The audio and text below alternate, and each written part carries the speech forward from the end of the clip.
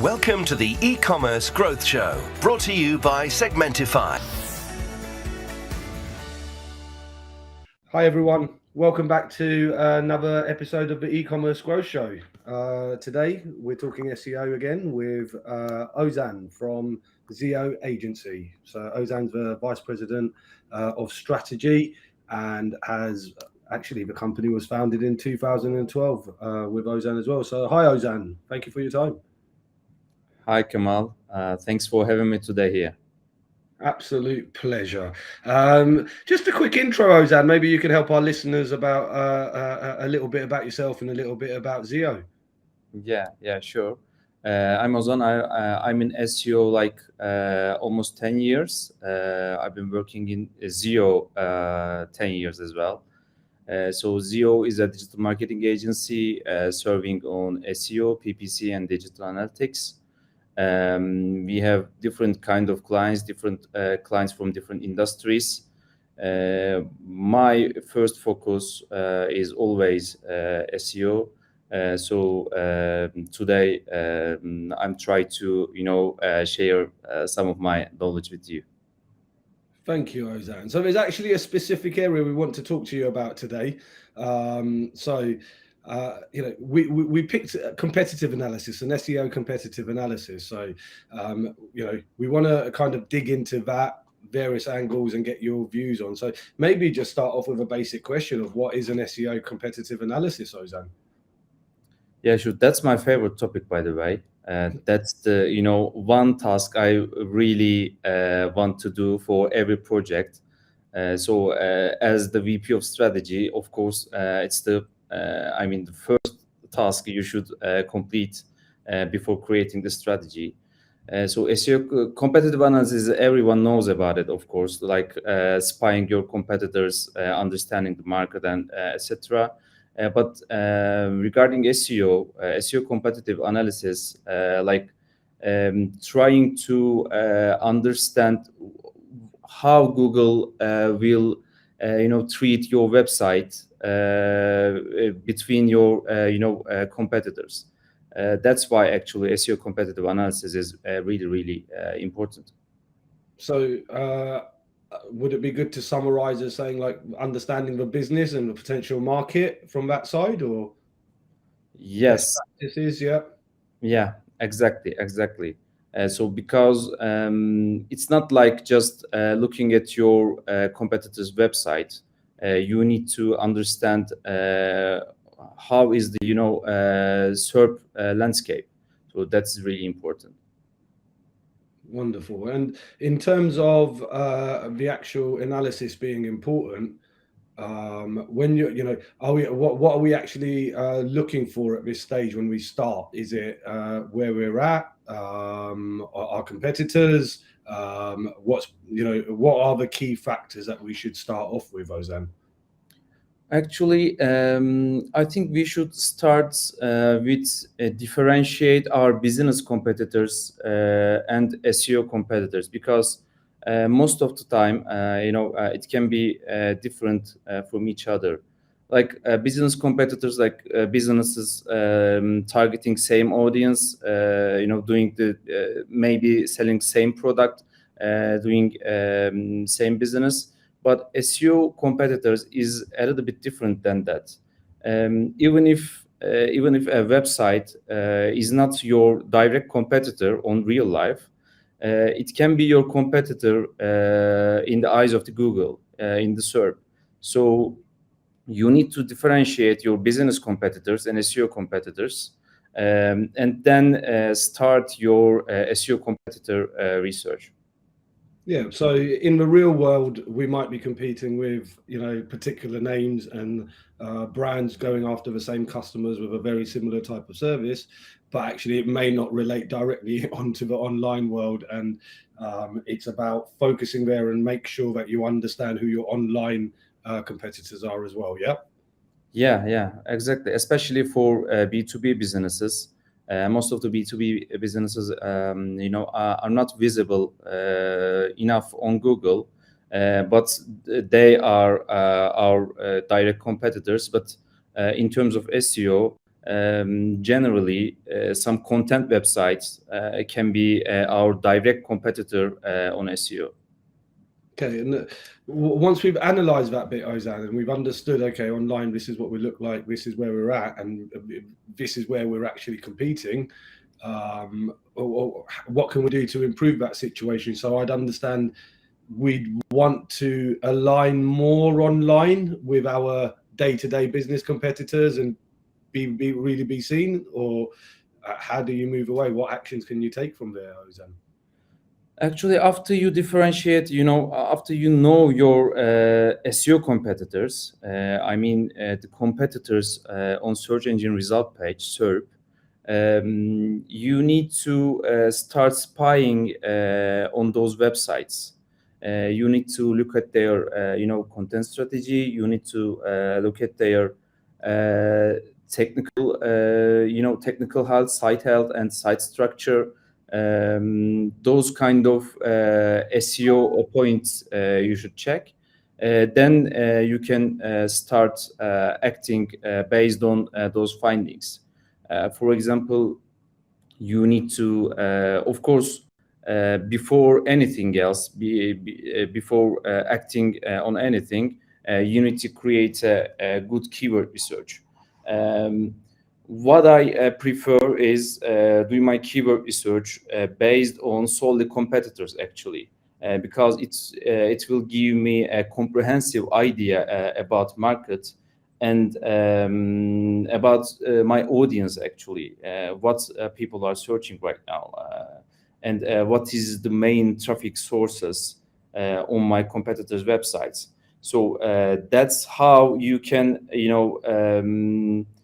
draw a draft strategy for your content effort. After that, you can create maybe a content gap analysis. That's how you will know what is how my competitors get traffic, but I'm not getting those traffic. Those specific keywords you can get with content gap analysis, and it can be a whole different strategy for you, like creating a new maybe subdirectory in your website, now new content pages on your websites. And of course, another analysis should be backlink analysis, link profile analysis. You need to know how you can, especially if you are a new websites, backlinks are still really important ranking factors for Google.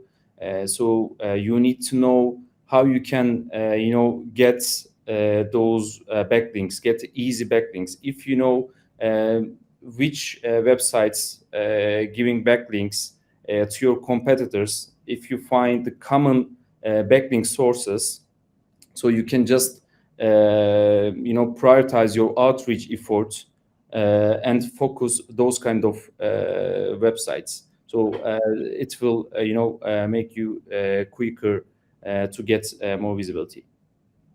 What would be the main extra complexities with the larger business size you go to? So you mentioned if you're at a startup, definitely look at the backlinks. So strategy wise, the larger you get, what would be the extra complexities in that kind of starting point?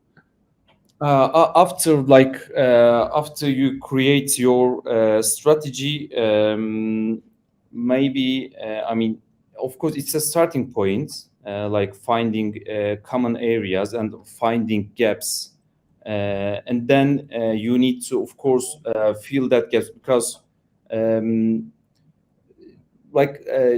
SEO, like a black box, like a zero-sum game. You need to understand the landscape and then reverse engineer everything. That's how Google works, actually, because we don't know we don't know about the algorithm Google is serving us on Google SERP. So that's you always need to continue to look at your competitors and find those gaps and try to fill those gaps actually. But there are numerous strategies to fill those kind of gaps. Like you can create content, you can find a new backlink opportunity, you can create your whole site structure from scratch. So it's depends on the type of your websites. If you have an e-commerce website, it should be a totally different approach. If you have some kind of like one-page B2B business, SaaS business, then you need to probably create a knowledge base, a blog kind of structure on your web page. So it is it depends on your industry, your website type. Nowadays as well, there's so many tools out there, aren't there, Ozan? It's like there's so many tools, AI, non-AI, to help in that process. Tell us a little bit more about what kind of tools would be helpful to online SEO.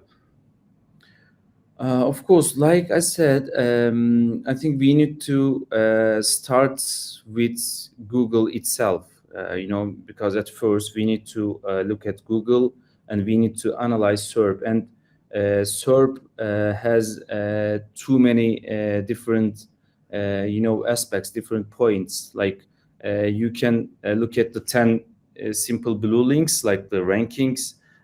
You can look at the SERP feature, if there is any knowledge graph, if there is any feature snippet, if there is any image carousel like that. So we need to our go-to tool actually Google itself.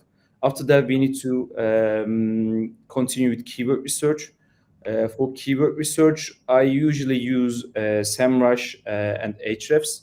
So those two tools are the best tools in the market, I guess, especially in terms of database, because the main problem with that kind of research tools, they should be having the best database, the largest database. So Ahrefs and Semrush have it. That's why I'm using them. And then for creating content strategy, of course, again, you can use Semrush, Ahrefs to deep dive into your keyword research, like creating content gap analysis, or creating a keyword research based on a keyword, on a topic, not your competitors. Because after you create your keyword research based on your competitors, you need to deep dive on it, and you need to find your priority topics, and you need to create more granular, more detailed keyword research based on keywords and topics. So then you can use Semrush and Ahrefs again. And Semrush has a good content tool in it. And CognitiveSEO, I use CognitiveSEO for content effort. Like with CognitiveSEO, you can spy the SERP, like first 10, 20 competitors, just in terms of content metrics, like because they have some metrics for like content score.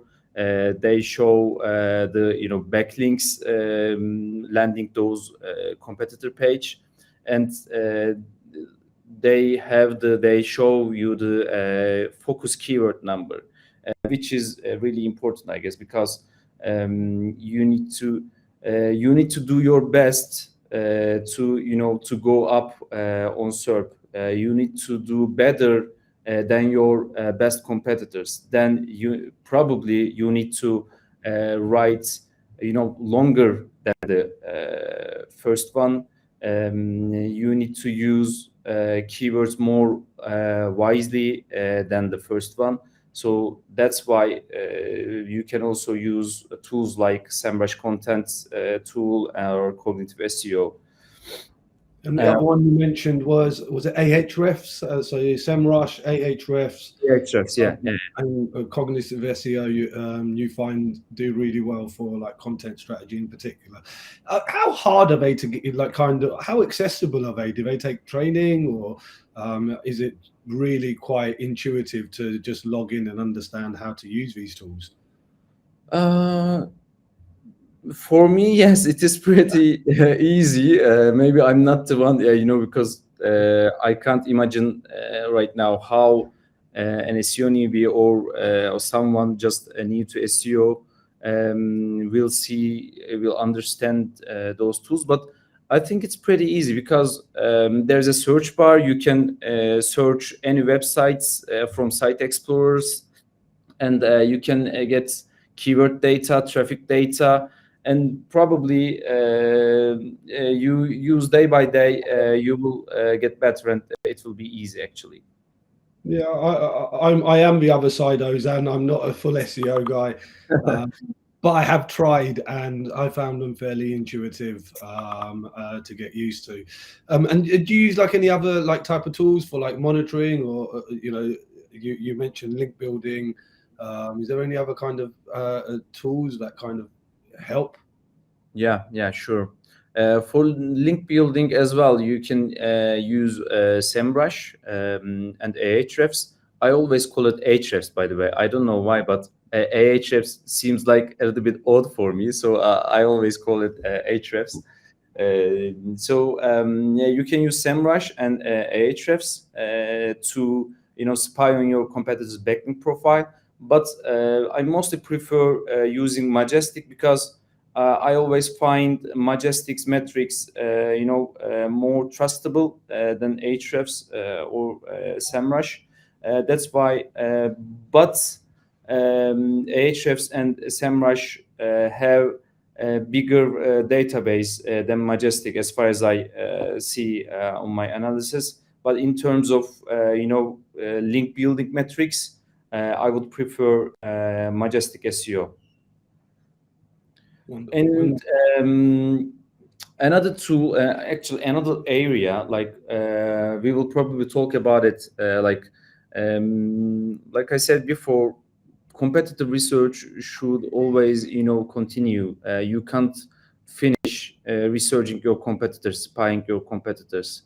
That's why monitoring and especially real-time monitoring is really, really important. And those kind of tools are hard to find, I guess. They're like there is Semrush, Ahrefs, CognitiveSEO, different tools for content and keyword analysis. But when it comes to monitoring, I know two great tools. One of them is ContentKing, and the other one is Little Warden. You can use those tools to monitor your competitors, like if they are changing their robust.txt, or if they're changing, if there's a new URL on their sitemap, or you can track some specific page, and if anything change with that page, you can get alerts. So I think those kind of tools, the number of those kind of tools will increase in near future. And thank you. There's some awesome tools there to check out for everybody, Ozan. So there's definitely some that I haven't heard of there. But you mentioned there kind of a competitor analysis never ends. Okay, so kind of trying to understand how is the best way these things are mapped, resourced, and planned. You say it never ends. Is it really like a whole resource requirement to continually do it? Is there a requirement from a Google side to constantly show that you are actively making amendments? So, what is the type of kind of resource required, to get something like this? Because obviously a lot of companies don't always do it in-house. They work with companies like SEO and, SEO agencies. So is that because of complexity again? Just interested to understand about the resources. Actually, Google always is changing something about SERP.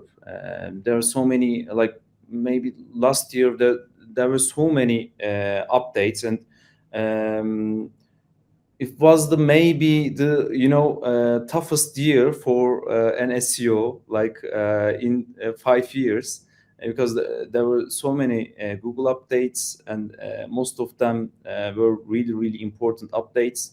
So when Google changed something, it may change your SERP competitor. So you need to understand this approach well. Nothing is stable in a SEO life, actually. So that's why you need to continue spying on your competitors. And besides Google, your the SEO scene is getting crowded and crowded every day. Like 5 years ago, no one were investing SEO this much. So but now everyone knows the importance of SEO, and they are now investing in SEO. So and it will increase, of course. The investing in SEO will increase probably. So that means a website, maybe it wasn't your competitor 2 years ago, but now in 2 years they put really good effort on SEO, and now they can be your direct competitors on SERP. So that's why you need to. It's not just spying the top 3 results in SERP, because you need to be aware of some kind of newcomers, some kind of innovative competitors, because you need to innovate to get position on the high level on SERP. So that's why it's really important, and it really makes it a complex task, complex process. How easy is it to learn about the Google updates, Ozan? So, over the years, just focusing on, so we started off, always start off at Google. Now, as we go through the conversation, we understand, okay, Google's an organization which is trying to control this exponential growth as well. It's not all there to be prohibitive. They're trying to create a good experience. So is there regular updates that go out? Do you need to be into forums, or what's that process of being aware of, there's a big Google change coming up? What are the changes? Google generally posts something about those important updates, but as Google said, like there are tons of updates every day, every month, every week in Google algorithm. But for important ones, really important ones, Google post a tweet or post a blog post for the important, especially for core updates. But we every SEO know that, like, everything can change anytime on Google SERP. So we are always. That's why it's not like you can't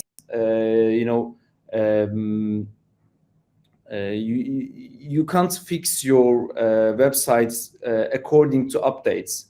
You need to do the best practices, so updates can do nothing to you. That should be the main purpose of an SEO work, SEO study. So that's how actually, if you are doing good on SEO, if you know your thing, if you investing in the right way, so most of the time those updates won't harm your traffic. But if you are not doing this right, then it's possible to get some harm. Yeah. So back away from Google, just another idea, just watching the market change. Is it becoming more and more automated now, Ozan? Is it really important to invest into the tools that you've kind of mentioned, and away from, is it just becoming more and more automated each day, I guess? Yeah, Do you mean like AI content creation, something like that? Yeah, so I see, lots more tools coming out offering various different services, and I'm just wondering in terms of the competitor analysis, like you say, somebody today is probably not our competitor, but they could fall into our line, with a few changes. So to be constantly available looking, is that driving it more towards an automated like tools that are constantly monitoring and looking and then just providing us back reports, or is there still a really huge requirement or push towards you need hands-on reviewing?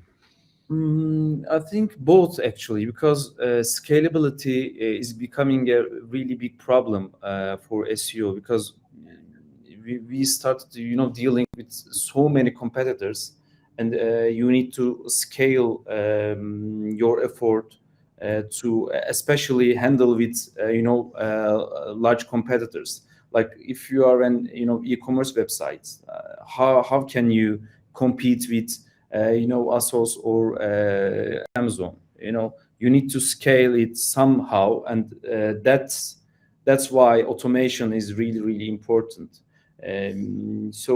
But actually, it's a discussion point, another discussion point for most of the SEOs. Like, if should we use AI content creation, or should we use a hands-on approach? But my approach can be like, we should use AI, but not just creating this whole content, but we can use AI tools to create the very best briefs for our content writers, because AI tools are it's like mind blowing, especially in like last years. Like it is always improving, always improving. Like to see that it's really exciting, I guess. And we need to use those kind of technology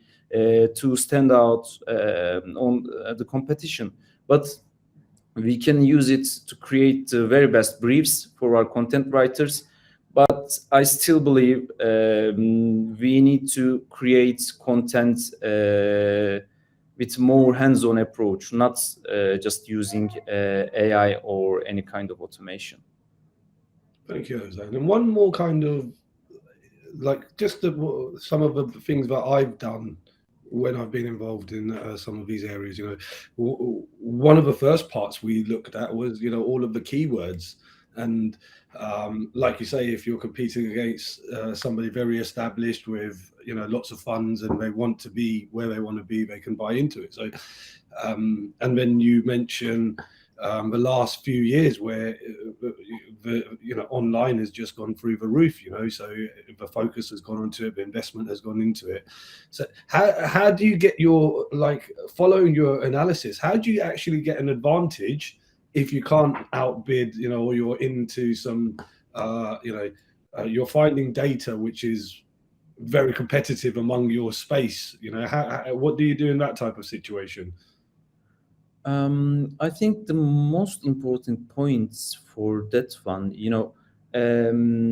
prioritization is really important. Scalability is really important, and I think granularity is becoming more and more important.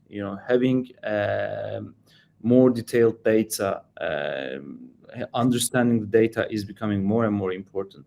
So to do that, you can't just do your keyword research, have an export from Semrush, and go with it. You can't do that. If you do that, you will probably lose on the competition. You need to enrich your data. You need to find the ways to enrich your data your competitors doesn't have. You can use your PPC data to prioritize your keyword list. You need to find your own unique way to cluster your keyword research. And then maybe you can use some calculated metrics, like For example, in my keyword search, I always add a calculated metric column called commonality. It shows me the frequency of one keyword in all keyword set with my competitors. Maybe, for example, let's say I have 10 competitors. I gathered keywords of my 10 competitors, and I will look for the frequency of every keyword to see the commonality of a keyword, because it will give me the relevancy. Then I can prioritize it.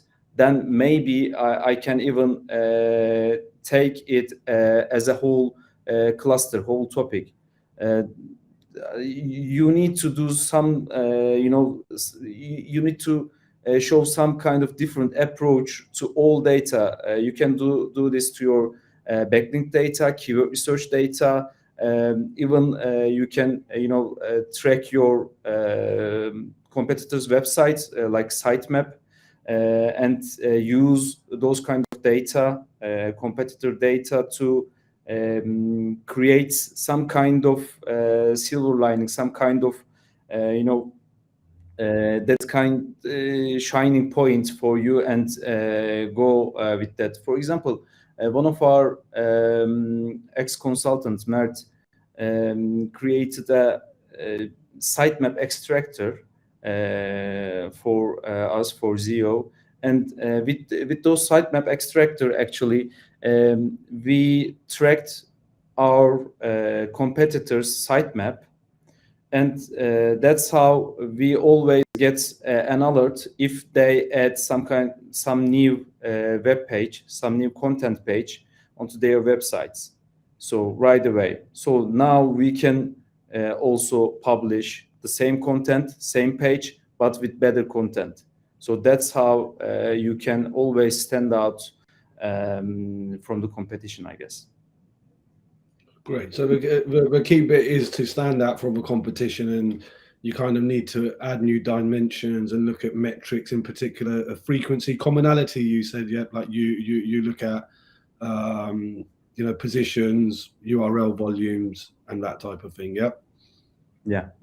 It's almost at the start of the journey, really, isn't it, Ozan? Yeah, I mean, it's really, it will get harder and harder to, get any kind of visibility in Google. So, yeah, it's a hard game, and everybody should, I think, should be aware of this approach. Well, Ozan, today, we've gone over everything from all the different types of tools, the processes, discussing strategies, the metrics we should look at, and I'm really grateful for your time. I think there's a lot of value in this for me. I'm definitely going to be checking out some of the tools you've mentioned. So Ozan, thank you very much for joining us today. Oh, thank you, Kamal. Not a word. So thanks for having me today here. Been an absolute pleasure. Speak soon. Bye-bye.